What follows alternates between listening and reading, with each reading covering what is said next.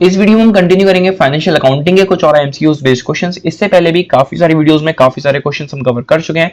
उम्मीद करता हूँ वो सभी वीडियोस आपने देख ली होंगी। अगर आपने वो वीडियोस नहीं देखी तो इस चैनल पर एक प्लेलिस्ट बनी हुई है एमसीक्यूज ऑफ फाइनेंशियल अकाउंटिंग के नाम से, उस प्लेलिस्ट में जाकर आप उन सभी वीडियोस को देख सकते हैं। फिलहाल बात करते हैं वीडियो के सबसे पहले क्वेश्चन की। क्वेश्चन नंबर 1 है, if a transaction is completely deleted in the books of account will it affect the trial balance. तो क्वेश्चन हमसे कह रहा है कि बुक्स ऑफ अकाउंट में से अगर कोई ट्रांजैक्शन कंप्लीटली डिलीट कर दी गई है तो क्या वो ट्रायल बैलेंस को अफेक्ट करेगी? Yes, no, neither A nor B, या फिर transaction can not be omitted. Here option B is correct, no. ठीक है, तो अगर कोई ट्रांजैक्शन कंप्लीटली डिलीट कर दी गई है बुक्स ऑफ अकाउंट से तो वो किसी भी तरीके से ट्रायल बैलेंस को अफेक्ट नहीं करेगी। ठीक है, तो ऑप्शन बी यहां पर करेक्ट हो जाएगा। अगला क्वेश्चन है, which book contains all accounts permanently. तो वो कौन सी बुक है जिसमें सारे अकाउंट्स परमानेंटली रहते हैं? Profit and loss account, personal account, balance sheet, या फिर ledger. Here option D is correct, ledger. ठीक है, तो लेजर वो बुक है जिसमें सारे अकाउंट्स परमानेंटली रहते हैं और उसमें सारी ट्रांजैक्शन का पूरा रिकॉर्ड भी रहता है। ठीक है, तो ऑप्शन डी यहाँ पर करेक्ट हो जाएगा, लेजर। अगला क्वेश्चन है, कैश बुक रिकॉर्ड्स। जो कैश बुक है वो रिकॉर्ड करती है क्या? All cash receipts and payments, all cash receipts, all cash payments, या फिर none of the above. Here option A is correct, जो कि सिंपल सा आंसर है, all cash receipts and payments. ठीक है, हमने पहले भी ये क्वेश्चन डिस्कस किया है जब हमने कैश बुक के बारे में जाना था, राइट। तो ऑप्शन ए यहाँ पर करेक्ट हो जाएगा, सिंपल सा आंसर था।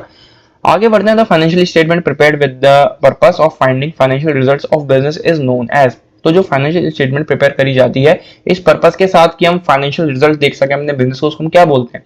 Final records, sorry final account, cash account, purchases account, या फिर sales account. Here option A is correct, final accounts. ठीक है, तो जो फाइनल स्टेटमेंट हम प्रिपेयर करते हैं उसको हम बोलते हैं फाइनल अकाउंट्स, राइट। तो ऑप्शन ए यहाँ पर करेक्ट हो जाएगा। आगे है, under hire purchase system the agreement can be dash any time. पहले आप ये समझो कि हायर परचेज सिस्टम होता क्या है। तो हायर परचेज सिस्टम बेसिकली एक ऐसा सिस्टम है जिसमें हम कोई भी चीज खरीदने जा रहे हैं, भले हमारे पास जेब में उतना पैसा ना हो जितनी की वो चीज है, लेकिन हम उसको कुछ अमाउंट देकर खरीद लेते हैं और बाद में इंस्टॉलमेंट में वो पैसे देते रहते हैं। यानी कि क्रेडिट पर हमने उस चीज को खरीद लिया और बाद में कुछ इंस्टॉलमेंट्स में वो मनी हमने जो है वो उसको दे दी, जो ओनर को। ठीक है, इंस्टॉलमेंट्स में, राइट। तो under hire purchase system the agreement can be, higher purchase system के अंदर जो एग्रीमेंट है वो हो सकता है क्या? कभी भी रिन्यूड, रजिस्टर्ड, टर्मिनेटेड, या फिर endorsed. Here option C is correct, terminated. ठीक है, तो ऑप्शन सी यहाँ पर करेक्ट हो जाएगा, टर्मिनेटेड। हायर परचेज सिस्टम के अंदर जो भी एग्रीमेंट उन दोनों के बीच में हुआ है, ओनर और कस्टमर के बीच में, वो कभी भी टर्मिनेट हो सकता है। ठीक है, वो चाहे वो जो कस्टमर है वो जो गुड ले गया था, जो भी चीज खरीद के ले गया था उसको वापस कर दे, ठीक है, या फिर कुछ भी टर्म्स कंडीशन ना फॉलो करने की वजह से ओनर उस चीज को वापस ले ले, उस प्रोडक्ट को वापस ले ले। ठीक है, तो वो जो एग्रीमेंट है वो कभी भी टर्मिनेट किया जा सकता है, राइट। अगला क्वेश्चन है, hire purchase system is governed bye. जो ये हायर परचेज सिस्टम है ये इसको मतलब कौन चलाता है, किसने शुरू किया? Hire purchase act 1972, sales of goods act, installment act, या फिर none of these. Here option question में ही आंसर है हायर परचेज एक्ट 1972, राइट। तो इस एक्ट के तहत ये पूरा जो हमारा हायर परचेज सिस्टम है वो गवर्न है और चलता है, राइट। आगे बढ़ते हैं, in case of a higher purchase system asset account is debited with. ठीक है, अगर हायर परचेज सिस्टम के केस की हम बात करें तो उसमें जो एसेट अकाउंट है वो डेबिट होगा किसके साथ? कैश परचेज प्राइस के साथ, कैश प्राइस के साथ, cost price to the seller, या फिर नन ऑफ दीज। हम जो एंट्री करेंगे, asset account is debit to cash price. ठीक है, तो ऑप्शन बी यहाँ पर करेक्ट हो जाएगा, या फिर कैश। अगला क्वेश्चन है, pauses at once, pay in instalments and own at last in maximum of. तो क्वेश्चन हमसे कह रहा है कि हमने कोई चीज खरीद ली पहले जाके, ठीक है, हमने जो उसका अमाउंट था वो इंस्टॉलमेंट्स में दे दिया और हम उसके ओनर तब कहलाएंगे जब हम सारा अमाउंट दे देंगे, सारी इंस्टॉलमेंट्स दे देंगे। तो ये कौन सा सिस्टम है? Hire purchase system, installment payment system, credit purchase system, या फिर cash purchase system. Here option A is correct, hire purchase system. ठीक है, तो ऑप्शन ए यहाँ पर करेक्ट हो जाएगा। आगे बढ़ते हैं, on seizure of the goods by the hire vendor the balance in the asset account is transfer to. अगर जो हायर वेंडर है वो जो भी गुड्स उसने दिए थे, ठीक है, उसको अगर वो सीज कर देता है तो जो बैलेंस है एसेट अकाउंट के अंदर वो ट्रांसफर होगा कहां पर?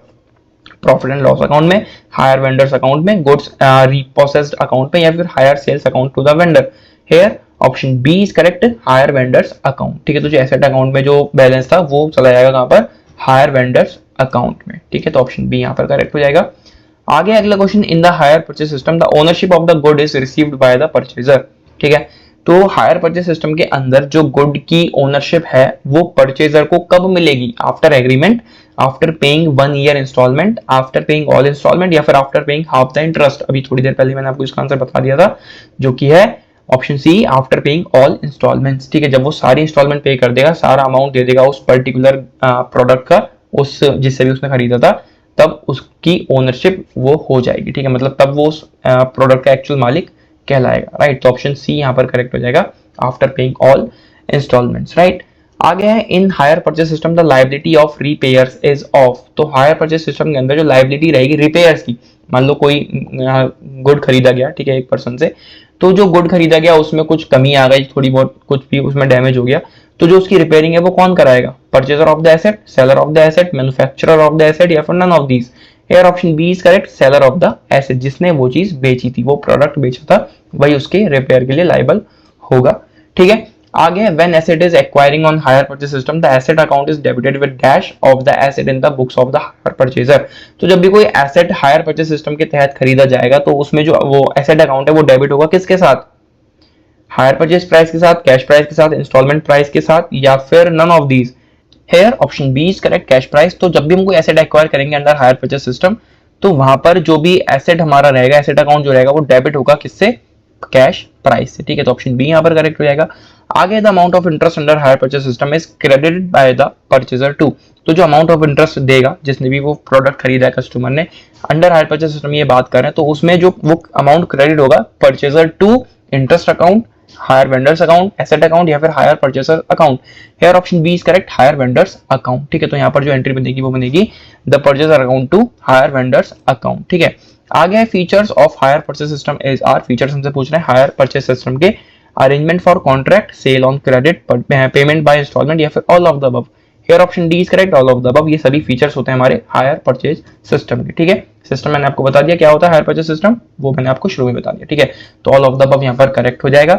एक लास्ट क्वेश्चन इस वीडियो का, the cost of good sold on hire purchase is transfer to. तो जो कॉस्ट ली गई है उस गुड को बेचने पर, वो ट्रांसफर करी जाएगी किसमें? परचेज अकाउंट में, सेल्स अकाउंट में, हायर परचेज ट्रेडिंग अकाउंट में, या फिर all of the above. Here option C is correct, hire purchase trading account में, ठीक है। तो ऑप्शन सी यहाँ पर करेक्ट हो जाएगा। तो बस ये थे कुछ और आएगा एमसीक्यूज फाइनेंशियल अकाउंटिंग के। इसी तरह से आएगा एमसीक्यूज हम आने वाली वीडियोस में कवर करेंगे। आने वाली वीडियोस के लिए चैनल को सब्सक्राइब कर लो। मिलते हैं अगली वीडियो में। Till then take care and bye bye and all the very best for your exams.